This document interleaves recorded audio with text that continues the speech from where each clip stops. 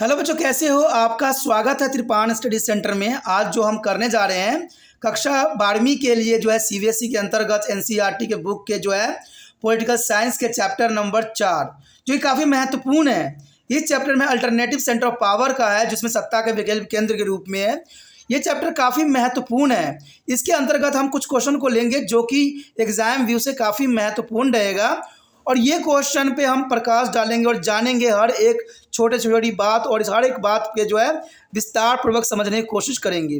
लेकिन question start करने से पहले एक बात जो मैं हमेशा कहता हूँ, जिसको आपको सोचना भी चाहिए, विचार भी करना चाहिए, इवन अमल भी करना चाहिए, वो ये है कि जब भी वीडियो देखिए पूरा देखिए, क्योंकि अधूरा जानकारी सदैव खतरनाक होता है। साथ में एक इंपॉर्टेंट बात ये भी रहता है, अगर आप पहली बार वीडियो देख रहे हो तो लाइक शेयर सब्सक्राइब करना मत भूलना, क्योंकि दोस्तों लाइक कीजिएगा तो बनाने वाले का मनोबल बढ़ता है, सब्सक्राइब कीजिएगा तो इससे ये होता है कि जब भी मैं कोई वीडियो डालूंगा उसका नोटिफिकेशन आपको समय रहते मिल जाएगा। और देखिए, शेयर का मतलब ये होता है कि आपके थ्रू न जाने किन बच्चों को हेल्प मिल जाए, ये आप भी नहीं जानोगे, इसलिए जो है आप शेयर जरूर करो, ठीक है। व्हाट्सएप स्टेटस पे भी लगाओ। दोस्तों, एनएसएस सेंटर जो कई मानने में बहुत से बच्चों के लिए हेल्पफुल है, चाहे वो 8th क्लास हो, 9th 10th 11th 12th हो, चाहे वो एनआईएस बोर्ड के बच्चे हों, ठीक है, चाहे बीए एमए के बच्चे हो, सभी क्लासों के लिए कुछ ना कुछ जो है त्रिपाण एनएसएस सेंटर में उपलब्ध है। तो इसलिए आपके लिए ज़रूरी है कि आप सब्सक्राइब करके इसको चैनल को जो है सेव कर लो, नहीं तो बाद में अगर रिसर्च करोगे तो शायद आपको ये चैनल प्राप्त ना हो।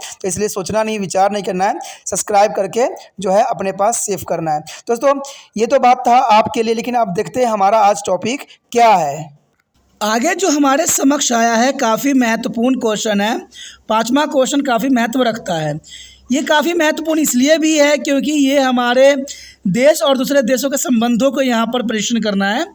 तो यहाँ पर क्वेश्चन यही है कि बदलते भारत चीन और संबंधों का परीक्षण करें, कि भारत जो बदल रहा है उसमें चीन और भारत का संबंध किस प्रकार का रहा है। तो ये काफ़ी महत्वपूर्ण बात है। भारत और चीन के संबंध में हमेशा कभी मिठास आती है तो कभी कड़वापन आता है, और ये कंटिन्यू चलती ही रहती है। इवन कि बॉर्डर के लिए ही हमेशा लड़ते ही रहते हैं एक दूसरे के साथ, और चीन भारत को सदैव ही कोशिश करता है कि उसके जो धरती है अपने अंडर कर ले। तो चाइना का ये बहुत बड़ी चाल रहती है, लेकिन फिर भी इनके अंदर काफ़ी महत्वपूर्ण समझौते भी हुए हैं जो पुराने समय में था, लेकिन इन समझौता का जो है आज खंडन किया जाता है, जो सही नहीं है। अगर हम इनके रिश्तों की बात करें तो भारत चीन के रिश्तों के लिए जो है भारत चीन संबंध की जांच में मैत्रीपूर्ण संबंधों के ऊपर हम प्रकाश डालें तो देखा जाए तो 1949 में चीनी क्रांति के बाद भारत कम्युनिस्ट सरकार के मान्यता देने वाले पहले देशों में से एक था।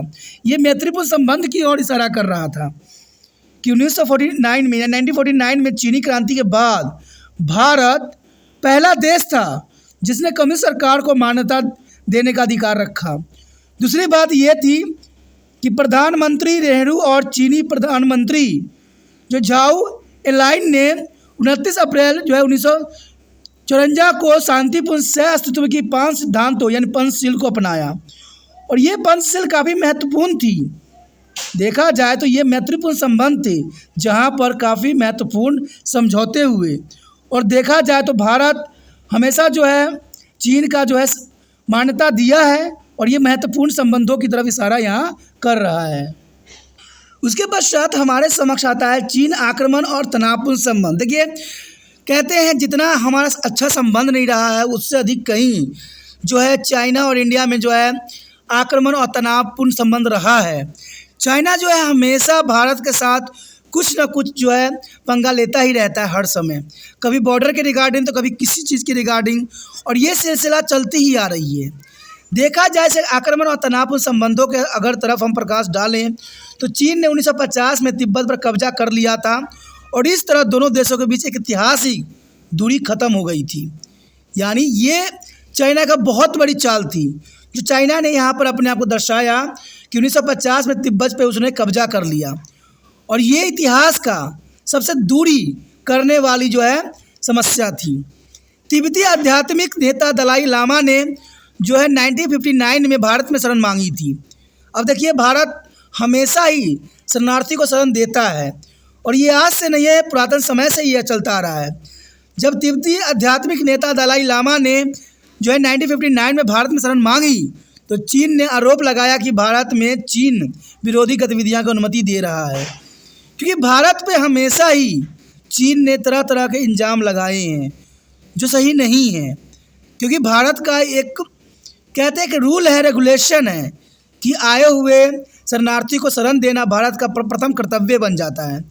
जब नेता दलाई लामा ने भारत पे जो है आग्रह किया तो भारत ने इसको शरण दी, लेकिन चीन ने इसके उलट भारत पे ही आरोप मत दिया।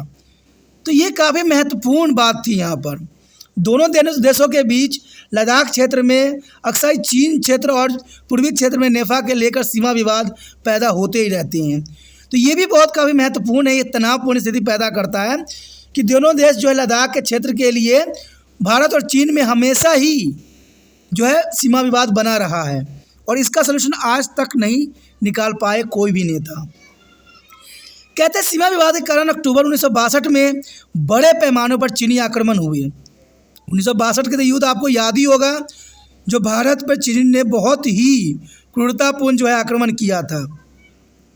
अंततः चीन ने एक तरफा जो है युद्ध विराम की घोषणा की, लेकिन दोनों देशों के बीच जो है संबंध तनावपूर्ण बने रहे। ये काफ़ी महत्वपूर्ण थी जो 1962 में लड़ाई लड़ी गई थी। बेशक बाद में चीन ने अपनी गलती मानी और एक तरफा युद्ध विराम की घोषणा की, लेकिन फिर भी जो तनाव पैदा होना था वो तनाव पैदा हो चुका था और ये बहुत दुखदायक परिस्थिति थी, क्योंकि ये युद्ध काफ़ी मायने में बहुत नुकसानदायक थी। और देखा जाए तो इस समय भारत के पंचवर्षीय योजना भी फेल हो गई थी, इसलिए इस युद्ध का बहुत ही महत्वपूर्ण अपना स्थान रखता है। और ये बात यहीं तक सीमित नहीं रही। 1962 के संघर्ष और शीतोपरांत युद्ध के भारत चीन संबंध में एक बड़ी बदलाव को चिन्ह किया गया। यानी 1962 में जो युद्ध हुई, इसे भारत चीन संबंध में एक बहुत ही बदलाव का चिन्हित किया गया। 1962 का भारत चीन संघर्ष 1962 में अरुणाचल प्रदेश और अक्साई चीन में क्षेत्रीय दबावों के संबंध में सीमा विवाद ने भारत को सैन्य उलटफेर का सामना करना पड़ा। ये काफ़ी महत्वपूर्ण थी कि चाइना ने फिर संघर्ष के रूप में 1962 में अरुणाचल प्रदेश और अक्साई चीन में क्षेत्रीय दबावों के बीच जो है विवाद को खड़ा कर दिया और इसका असर दोनों ही रिश्तों पर पड़ा। देखा जाए तो ये दोनों ही रिश्ते खराब हो गए चाइना के साथ। तो भारत के साथ चाइना का जो रिश्ता है उतार चढ़ाव के पड़ावों से पार करता हुआ आगे बढ़ रहा है और देखा जाए तो वर्तमान में भी चाइना और भारत के साथ अच्छा संबंध नहीं है, क्योंकि चाइनीज़ जो है हमेशा सीमा विवाद करता ही रहा है। उसके आगे अगर हम बात करें तो देखा जाए तो 1976 तक दोनों के संबंधों में बेहतरी में कोई प्रगति देखने को नहीं मिला। ये काफ़ी महत्वपूर्ण बात है कि 1976 तक जो भारत और चीन के बीच जो है कोई भी अच्छा संबंध देखने को नहीं मिला, लेकिन उसके बाद धीरे धीरे इनमें सुधार होता गया और चीन के नेतृत्व में बदलाव ने दोनों देशों को अपने संबंधों में सुधार करने की अनुमति दी। सीमा मुद्दे का समाधान भी 1981 में शुरू किया गया था। देखिए ये काफ़ी महत्वपूर्ण है कि दोनों में थोड़ा सा संबंध जो है सुधरा, लेकिन इसके पीछे जो थी कहते हैं व्यापार था। चाइना को ये बात पता था कि जो उनके सामान बन रहे हैं उनके मार्केट में, उसका सबसे बड़ा खपत देश जो है भारत ही है। इसलिए चाइना ने भारत के साथ मित्रता का यहाँ पर हाथ बढ़ाया और ये संबंध थोड़ा सा सुधरे भी, लेकिन ये सुधार इन्हीं कारणों से हुआ कि वो अपनी सारे चीज़ों को जो है भारत में उतार सकी। तो उस समय जो है चाइना में थोड़ा संबंध हुआ और वो चाइना चाहती थी कि भारत के लोग जो है चाइनीज चीज़ों के आदी हो जाएं। तो ये बात उसका महत्वपूर्ण फैक्टर थी। शीत युद्ध के बाद भारत चीन संबंध जो है शीत युद्ध की समाप्ति से भारत और चीन के बीच संबंध में विभिन्न बदलाव आए और भारत चीन दोनों ही खुद को अंतर्राष्ट्रीय राजनीति में उभरी हुई शक्तियाँ मानते हैं।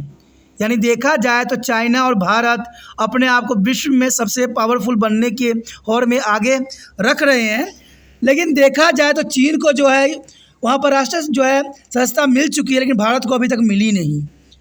तो इसमें बहुत ही महत्वपूर्ण बात आता है। देखा जाए तो अस्थायी सदस्यता की मांग भारत भी करता है, लेकिन भारत अभी तक अस्थायी सदस्य नहीं बन पाया है, लेकिन चीन जो है अस्थायी सदस्य बन चुका है। ये काफ़ी महत्वपूर्ण बात है। कहते हैं शीत युद्ध के बाद भारत और चीन संबंध, शीत युद्ध की समाप्ति से भारत और चीन के संबंधों में बहुत से बदलाव देखने को मिले, जो कि काफ़ी ज़रूरी भी था। और भारत चीन दोनों ही खुद को अंतर्राष्ट्रीय राजनीति में उभरती हुई शक्तियाँ मानते हैं, लेकिन चाइना जो है भारत से 2 कदम आगे बढ़ चुका है। 1988 में राजीव गांधी की यात्रा के बाद दोनों सरकारों ने जो है सीमा पर शांति और चुप्पी बनाए रखने की कोशिश की। यानी देखा जाए तो राजीव गांधी के बहुत ही महत्वपूर्ण प्रयासों ने जो 1988 में किया गया था, शांति सुरक्षा के ऊपर जो है बहुत ही महत्वपूर्ण यहाँ पर बातें रखी गई।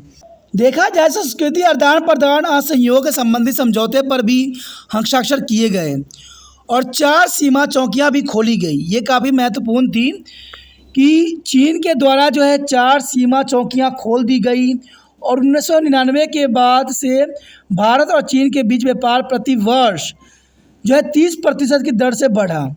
मैंने आपको पहले ही बताया कि भारत के साथ चीन का जो संबंध में कुछ सुधार हुई, कुछ मिठास आया, तो इसमें भी चीन के फ़ायदा थे, क्योंकि 1999 के बाद भारत चीन के बीच व्यापार जो था प्रति वर्ष 30% की दर से बढ़ा। यानी चाइना को पता था कि भारत ऐसा देश है जहां पर उसकी माल, उसके सामानों का जो है खपत बहुत ही आसानी से हो सकता है और इसे उसे अर्थव्यवस्था के इकोनॉमिक अर्थव्यवस्था में आगे बढ़ने के बहुत ही अच्छा मार्ग प्रशस्त कर देगा। इन्हीं कारणों से जो है चीन जो है नंबर 1 बन पाया। भारत को इसने जो है एक सीढ़ी बना लिया और द्विपक्षीय व्यापार में 1992 में देखा जाए तो $338 मिलियन से बढ़कर 2006 में $18 बिलियन से अधिक की वृद्धि देखी गई। तो ये काफ़ी महत्वपूर्ण था कि जहां पर 338 जो है मिलियन डॉलर थी, वहीं पर $18 बिलियन हो जाना चाइना के लिए जो है सोने पर सुहागा था और चाइना इतनी अधिक ग्रोथ कर गई और पूरे विश्व में जो है तीसरी जो है पावरफुल शक्ति के रूप में उभरा। तो कहते हैं ये भारत को सिर्फ सीमा विवादों से अलग हटा के अपनी ग्रोथ को दर्शा रहा था और भारत चीन विश्व व्यापार संगठन जैसे अंतर्राष्ट्रीय आर्थिक जो है संस्थाओं में सामान्य नीति का पालन कर रहे हैं। ये काफ़ी महत्वपूर्ण बात है कि भारत और चीन विश्व व्यापार संगठन जैसे अंतर्राष्ट्रीय आर्थिक संस्थाओं में सामान्य नीति का पालन कर रहे हैं, लेकिन देखा जाए तो यहाँ चीन का पल्ला भारी हो चुका है, क्योंकि चीन ने भारत का सिर्फ प्रयोग किया है, उसे कोई भी मित्रतापूर्ण संबंध स्थापित नहीं किया है। अगर ऐसा होता तो वर्तमान समय में देखा जाए तो भारत के ने चाइनीज़ के सारे सामानों को बंद कर दिया। अब वही स्थिति चाइना फिर से जो है दोबारा जो है बना रही है। हर समय जो है वो बॉर्डर पे कुछ ना कुछ जो है उलटफेर करती रहती है। यानी जो व्यापार का मकसद था भारत के साथ, तो भारत सरकार ने जो है चीन के साथ व्यापार का जो है कुछ रुकावट लगा दी, कुछ बैन लगा दी, जिनके कारण चीन का संबंध अब जो है काफ़ी तनावपूर्ण हो गया है। देखा जाए तो 1998 में भारत द्वारा किए गए परमाणु परीक्षण ने दोनों के बीच तनाव फिर पैदा कर दिया। यानी देखा जाए तो 1989 में भारत द्वारा किए गए परमाणु परीक्षण दोनों के बीच तनाव पैदा कर दिया, क्योंकि चीन को लगा कि भारत भी अब उसकी बराबर करने के लिए तैयार है। लेकिन सामान्यीकरण की प्रक्रिया जारी रही। किसी भी मुद्दे ने दोनों देशों के बीच समस्या पैदा नहीं की, चाहे वो पाकिस्तान के परमाणु कार्यक्रम चीन द्वारा सहायता प्रदान करना हो। तो कहते हैं चीन ने भी यहाँ पर दोतरफा खेल खेला। चीन ने जो है पाकिस्तान को परमाणु दिया और परमाणु कार्यक्रम के द्वारा उसकी सहायता भी की, क्योंकि उसको पता था चीन को कि भारत का जो है दुश्मन पाकिस्तान है। अगर दुश्मनों को सहायता किया जाए तो भारत ऐसे ही जो है त्राही मच जाएगी। तो इसलिए जो है चीन ने यहाँ पर भी चापलूसी के सबूत दिया और पाकिस्तान के परमाणु कार्यक्रम में चीन ने जो है सहायता प्रदान की। तो ये काफ़ी महत्वपूर्ण है। दोनों देशों के नेता अक्सर एक दूसरे देशों का दौरा करते रहते हैं और इस तरह वे एक दूसरे से परिचित भी हो रहे हैं। परिवहन और संचार संपर्कों में वृद्धि हुई है और सामान्य आर्थिक हितों पर काम करने से अच्छे संबंध का विकास हो रहा है। ये तो काफ़ी महत्वपूर्ण बात है कि दोनों देशों के बीच संबंध अच्छा हो रहा है। लेकिन एक बात तो यहाँ साबित हो गया है कि चाइना सिर्फ अपनी ही जो है फ़ायदा देखती है। दूसरे देशों को चाहे कुछ भी नुकसान पहुँच जाए, उससे कोई फ़र्क नहीं पड़ती है। अगर किसी देश से उसको फ़ायदा हो रहा है तो वो उसके साथ बनी रहेगी, लेकिन जैसे उसका जो है फ़ायदा ख़त्म हो जाएगा वो फिर से वही हरकंडे अपनाने लग जाएगी। तो ये बात यहाँ पर साफ हो रहा है, क्योंकि आपने देखा कि यहाँ पर 92 में जो 338 जो है मिलियन डॉलर थी, जो 2006 में $18 बिलियन में कन्वर्ट हो गई और इवन की देखा जाए तो 2015 तक और भी बढ़ गई। लेकिन बाद में भारत सरकार ने चाइनीज़ की हर चीज़ों पर बैन लगा दिया, जिसके कारण चाइना के जो है अर्थव्यवस्था बिल्कुल गिर सी गई। और यही थी भारत के साथ दोबारा दुश्मनी करने का कारण। और इसी वजह से जो है कई बार फिर से तनाव जो है बॉर्डर पे पैदा हुई है। तो ये काफ़ी महत्वपूर्ण क्वेश्चन है एग्जाम व्यू से कि भारत चाइना के बीच संबंध किस प्रकार के थे। तो हमने इससे मित्रतापूर्ण संबंध भी बात किया और तनावपूर्ण बातों पर भी हम विशेष ध्यान दिए। तो काफ़ी महत्वपूर्ण क्वेश्चन था। अगर आपको ये बातें सारी समझ में आई, अच्छा लगा, अगर आप तिरपान सेंटर को दिल से सहायता करना चाहते हो, मदद करने की इच्छा है, तो जितना हो सके इस वीडियो को जो है शेयर करना है, जिससे दूसरे बच्चों को भी ये वीडियो प्राप्त हो और ये भी समझ सके और जान सके। क्योंकि सच्चा ज्ञान तिरपान स्टडी सेंटर पे ही मिलता है और कहीं नहीं मिलता है। क्योंकि देखिए दोस्तों, जो सही है वो सदैव सही रहेगा, जो गलत है वो सदैव गलत ही रहेगा। इसलिए हमेशा मैं कहता हूँ, अगर आप तिरपान सेंटर के और भी वीडियो प्राप्त करना चाहते हो तो चैनल को सब्सक्राइब करके अवश्य रख लो। नहीं, अगर सब्सक्राइब नहीं कीजिएगा तो वीडियो यहाँ से रिलीज़ होगी लेकिन आप तक नहीं पहुँच पाएगी और आप उस वीडियो से अनभिज्ञ रह जाइएगा। क्योंकि अगर सब्सक्राइब करके रखते हो तो आपको नोटिफिकेशन रूप में ज़रूर मिलेगा और आप उस वीडियो को देख सकते हो, सोच सकते हो, समझ सकते हो और एग्ज़ाम की तैयारी में लगा सकते हो।